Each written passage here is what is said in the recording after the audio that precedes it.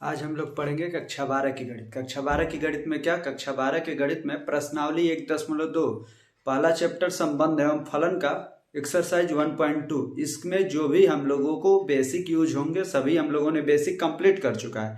जितने भी फलन के प्रकार होते हैं और इस चैप्टर में जितनी भी थ्योरी यूज करेगी सभी हम लोगों ने कंप्लीट कर चुका है।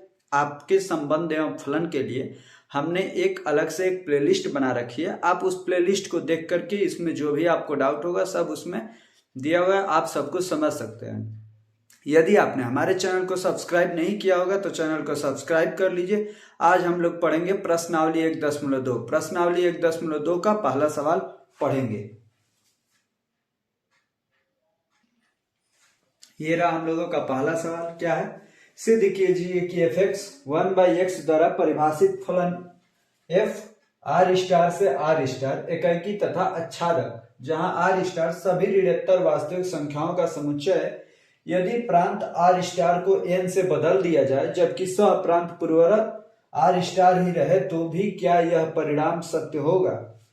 तो इसको करना है। सबसे पहले क्या करना है, जो फलन दिया हुआ है इस पे प्रूफ करना है कि एकाकी तथा आच्छादक है या नहीं है। उसके बाद से जो प्रांत आर स्टार है, प्रांत क्या होता है, तो जो पहला वाला आर स्टार होता है यही हमारा प्रांत कहलाता है। तो उस आर स्टार को एन से बदल देना है। एन मतलब नेचुरल नंबर मतलब प्राकृतिक संख्याएं। आर स्टार को प्राकृतिक संख्याओं से बदल देना है और फिर तब उसके बाद भी चेक करना है कि क्या यह एकाकी तथा आच्छादक है या नहीं है। आइए इसको हल करते हैं। आप लोग क्वेश्चन को लिख लीजिएगा। अब क्वेश्चन को समझते हैं। देखिए इसमें जो ऋणात्मक है, ऋणात्मक का मतलब क्या होता है? ऋणात्मक का मतलब क्या होता है कि ऋण से ऋण के अलावा, ऋणात्मक मतलब ऋण के अलावा, ऋण के अलावा। तो देखिए यहां पर दिया है ऋणात्मक वास्तविक संख्या, मतलब ऐसी हमें वास्तविक संख्याएं लेनी है जो ऋणात्मक ना हो। मतलब हमें शून्य लेनी है और शून्य से बड़ी सभी वास्तविक संख्याएं ले सकते हैं, लेकिन हम ऋणात्मक नहीं ले सकते। ऐसे ही आप लोगों ने कहीं कहीं देखा होगा शून्योत्तर लिखा हुआ, तो शून्योत्तर का मतलब ये होता है कि शून्य के अलावा, मतलब शून्य छोड़ के कोई और ले सकते हैं। तो ऐसे यहाँ पे लिखा हुआ है ऋणात्मक। ऋणात्मक का मतलब है कि ऋण के अलावा, ऋण को छोड़ के सभी सब क्वेश्चन हम लोग सभी वास्तविक संख्याएं ले सकते हैं। तो आइए देखते हैं इसको कैसे हल करेंगे। देखिए सबसे पहले इसमें दिया क्या है, फलन x। फलन x क्या है? 1/x। जो फलन x है हमारा ये है 1/x।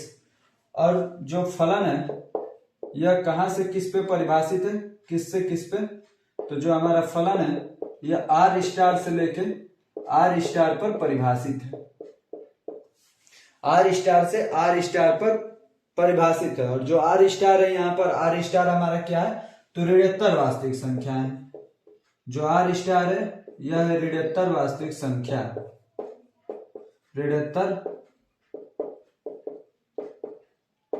वास्तविक संख्याएं।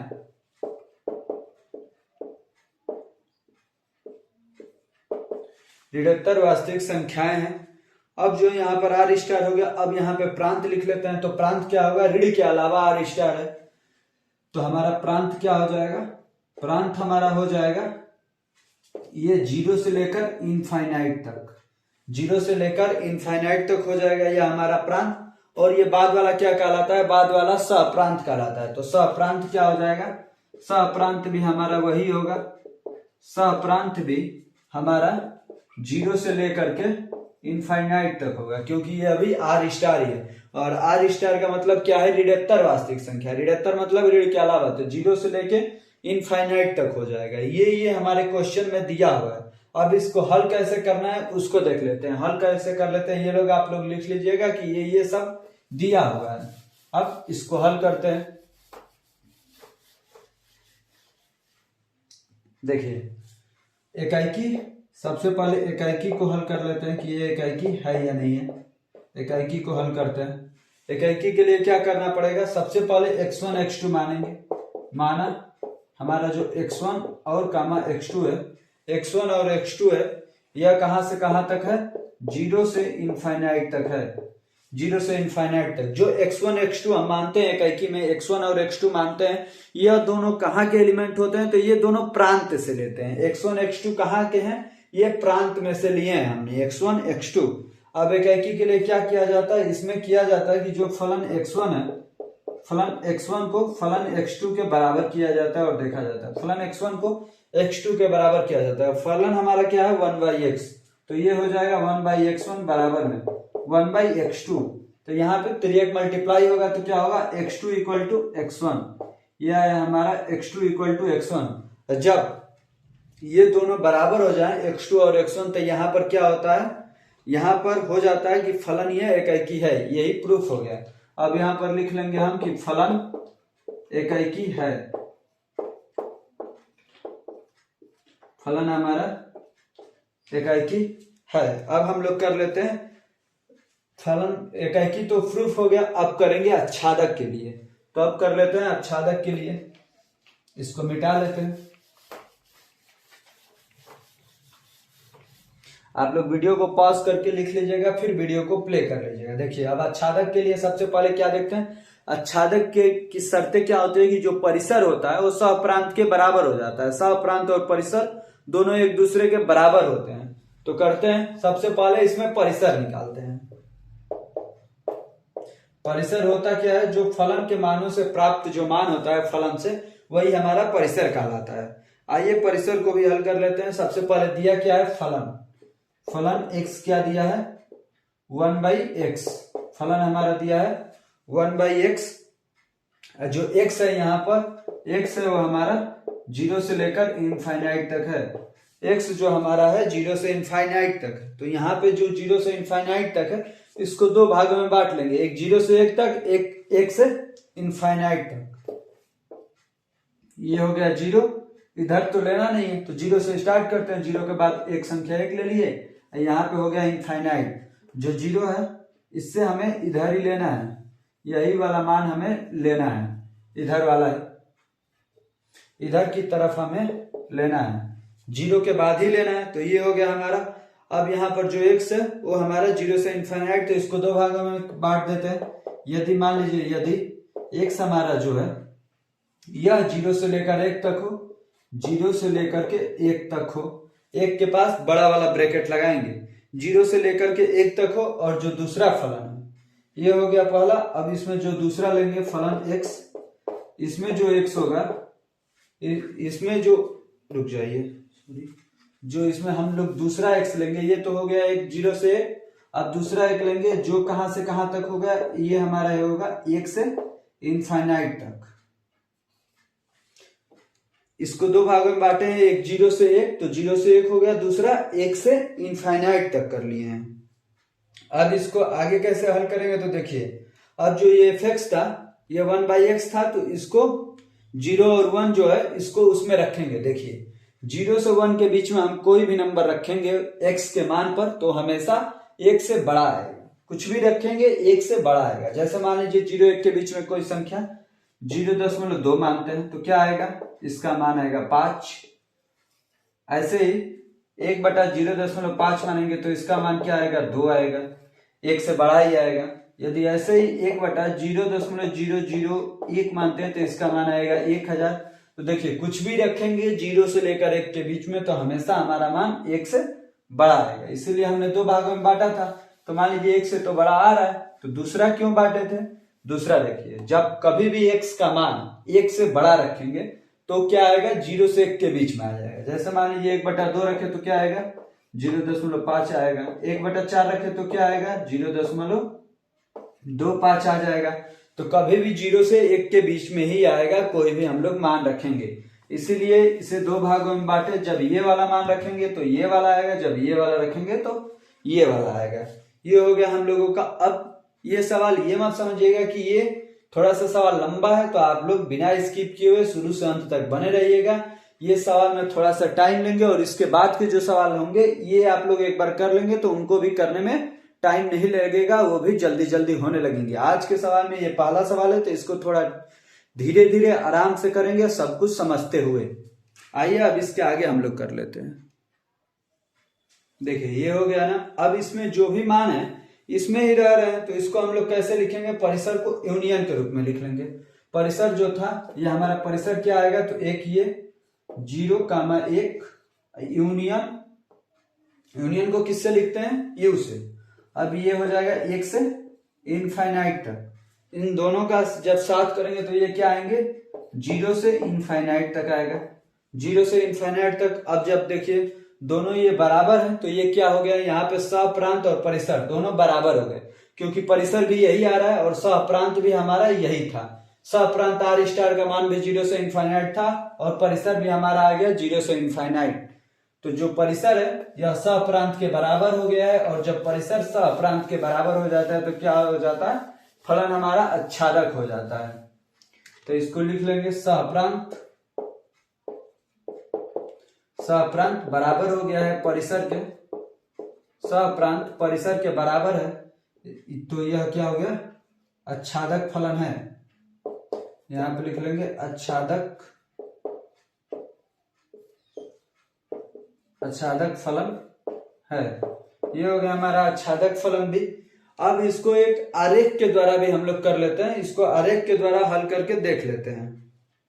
देखिए आरेख करेंगे तो ये जो fx है यह क्या दिया है, fx का मान 1/x, और जो इससे निकलता है हमारा मान वो क्या होता है, आउटपुट। आउटपुट मतलब सहप्रांत, सहप्रांत को y से भी लिख सकते हैं। तो यहाँ पे क्या हो जाएगा, y = 1/x मान लेते हैं, y = 1/x। y के पदों में क्यों लिखते हैं, क्योंकि ये जो हमारा एक इसमें x अक्ष होता है, एक y अक्ष, इसीलिए लिखते हैं।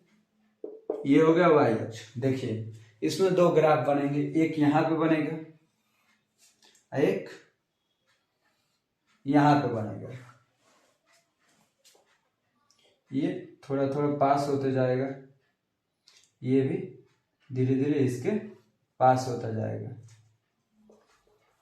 अब ये हो गया हमारा x और y। देखिए जब इसमें 1 लेंगे तो क्या होगा, 1 पे 1 ही रहेगा। जब x का मान 1 रखेंगे तो y का मान भी 1 ही आएगा। जब x का मान -1 रखेंगे तो y का भी मान -1 ही आएगा। तो ये एक यहाँ पे मिलेगा। ये हमारा पॉइंट कौन सा है, ये हमारा पॉइंट है 0,0 का। इसमें 1 रख रहे हैं तो 1 आ रहा है, -1 रख रहे हैं तो -1 आ रहा है।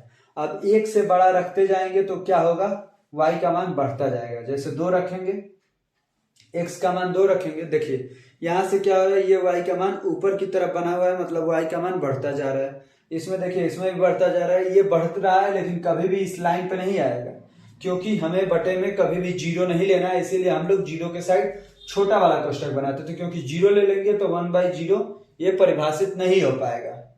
इसीलिए 0 नहीं लेना है, 0 के अलावा लेना है। तो ये धीरे धीरे मान बढ़ता जाएगा, कभी भी इस अक्ष पे नहीं आएगा, क्योंकि x का मान हम लोग कभी भी यहाँ पे 0 नहीं रखना है, इसलिए ये कभी भी y पर नहीं आएगा। ये रहा हमारा ग्राफ। लेकिन देखिए यहाँ पर ऋणात्मक पूर्णांक नहीं लेना है, इसीलिए ये वाला हमारा ये वाला हटा देना है, केवल इसी वाले से काम हो जाएगा। अब इसमें आप यदि समांतर लाइन खींचते हैं x के, हम लोगों ने पढ़ा था कि फलन चेक करने के लिए फलन को x अक्ष के समानांतर लाइन खींचते हैं। यदि वो सिंगल पॉइंट पे काटता है तो वह हमारा फलन कौन सा होगा, एकाकी फलन होगा। यदि एक से अधिक पॉइंट पे काटेगा तो हमारा बहुएकी हो जाएगा।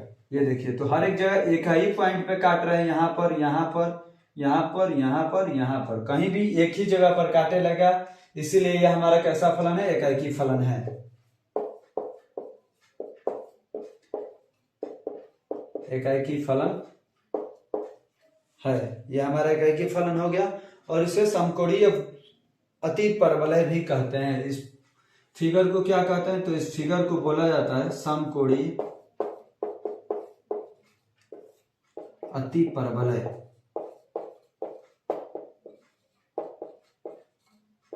समकोणीय अति परवलय। ये रहा हमारा आरेख द्वारा देख लिए। अब जो इसमें दूसरा बचा हुआ है, दूसरा स्टेप, जहां से ये स्टार्ट होता है कि यदि प्रांत आर स्टार को एन से बदल दिया जाए, तो अब ये वाला कर लेते हैं हम लोग। पहला जो था वो हमारा प्रूफ हो गया कि फलन एकाकी के साथ साथ अच्छादक भी है। अब इसमें दूसरा वाला कर लेते हैं। देखिए यहाँ पर क्या करना था, जो फलन है यहाँ पर ये क्या होगा, एन से आर स्टार पर परिभाषित होगा। आर स्टार पे क्यों, क्योंकि बोला हुआ है कि जबकि सह प्रांत पूर्वरत आर स्टार ही रहे, तो सह प्रांत को आर स्टार ही छोड़ देना है, केवल प्रांत को आर स्टार को एन से बदलना है। तो प्रांत के जगह पे हमने आर स्टार की जगह पे एन रख दिया है। अब जो n होता है यह हमारा क्या है, प्रांत। जो प्रांत n है इसमें क्या है, समुच्चय में 1 2 3 4 5, मतलब प्राकृतिक संख्याएं अनंत तक ऐसे ही जाती रहेंगी। अब इसके बाद से जो सप्रांत है, सप्रांत हमारा क्या है, सप्रांत आर स्टार जो है यह क्या है, तो ये कहां से स्टार्ट होगा, ये हमारा 0 से, लेकिन 0 नहीं होगा क्योंकि आर स्टार का मान 1/x है। तो इसीलिए 0 की तरफ छोटा वाला कोष्टक और इनफाइनाइट की तरफ भी छोटा वाला कोष्टक, क्योंकि इनफाइनाइट किसी संख्या के बराबर नहीं होता, इसीलिए छोटा वाला कोष्टक लगाते हैं। अब देखिए इसमें इकाई के लिए जो प्रूफ करना होगा इतना आप लोग लिख लीजिएगा कि प्रांत क्या है, सप्रांत क्या है, फलन कहां से कहां परिभाषित है। अब हम लोग इकाई को प्रूफ करेंगे।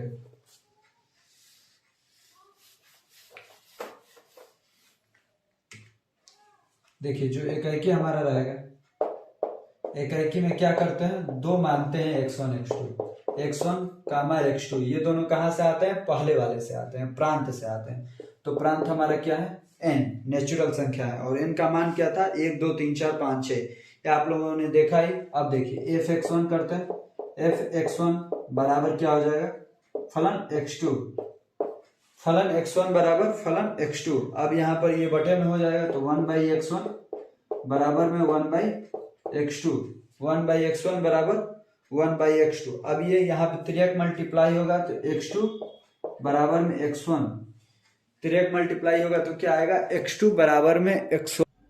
देखिए जब x2 बराबर x1 आ गया तो अभी हम लोगों ने पढ़ा है कि दो भिन्न मान, जब इसके पहले भी x2 x1 आया था बराबर, तो क्या हो गया था, इकाई। तो यहां भी हो जाएगा कि यह इकाई फलन है।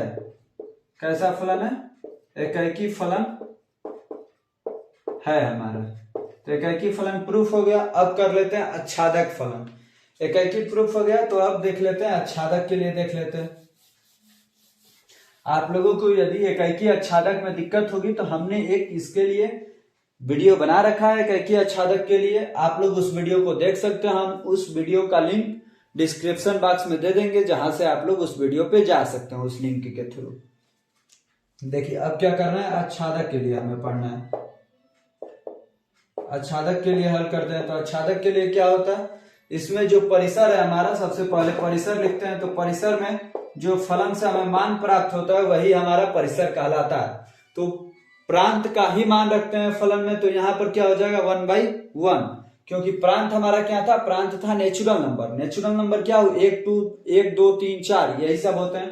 तो यहां पर रखेंगे 1 तो क्या मिलेगा हमें, 1/1, 2 रखेंगे तो 1/2, 3 रखेंगे तो 1/3, 4 रखेंगे तो 1/4। ऐसे ही ये बढ़ता जाएगा और इनफाइनाइट तक जाएगा। यहाँ पे मझला कोष्टक बंद कर देंगे। अब देखिए 1/1, 1/2 ऐसे ही बढ़ता रहा। तो यहाँ पे जो सप्रांत था, सप्रांत क्या था, 0 से लेकर के इनफाइनाइट तक, 0 को छोड़ के।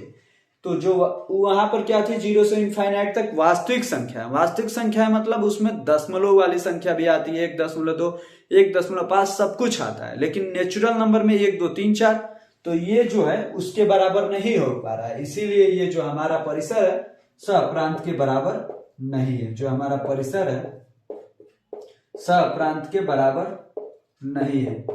परिसर हमारा सप्रांत के बराबर नहीं है, तो ये क्या हो जाएगा, यह अच्छादक फलन नहीं है। यहां पे लिख देंगे अच्छादक फलन, अच्छादक फलन नहीं है। ये जरूरी नहीं है कि इकाई अच्छादक इकाई हो तो अच्छादक भी होगा, इकाई होगा तो अच्छादक नहीं भी होगा। अभी आप लोगों ने देख लिया, आर स्टार को एन में बदल दिए थे तो अच्छादक नहीं हुआ, इकाई हो गया लेकिन अच्छादक नहीं हुआ। ये हमारा पहला सवाल कंप्लीट हो चुका है। अब हम लोग जो इसके आगे के दूसरा सवाल है वो अगले दिन अगले लेक्चर में पढ़ेंगे, क्योंकि एक ही दिन ज्यादा सवाल पढ़ लेंगे तो ये सवाल थोड़े से आपको टफ लग रहे होंगे, तो आप धीरे धीरे पढ़िए, हम पूरे आपको सवालों को हल करा देंगे। अब इसके आगे वाले सवाल हम लोग मंडे के दिन एक लेक्चर लेंगे आएंगे, उस दिन आपको ये इसके आगे वाले सवाल हल करा दिए जाएंगे। बाकी धन्यवाद आपको अंत तक बने रहने के लिए। यदि आपने चैनल को सब्सक्राइब नहीं किया है तो चैनल को सब्सक्राइब कर लीजिए, जिससे डेली बाय डेली क्लास की नोटिफिकेशन पहुंचती रहे। धन्यवाद आपको अंत तक बने रहने के लिए।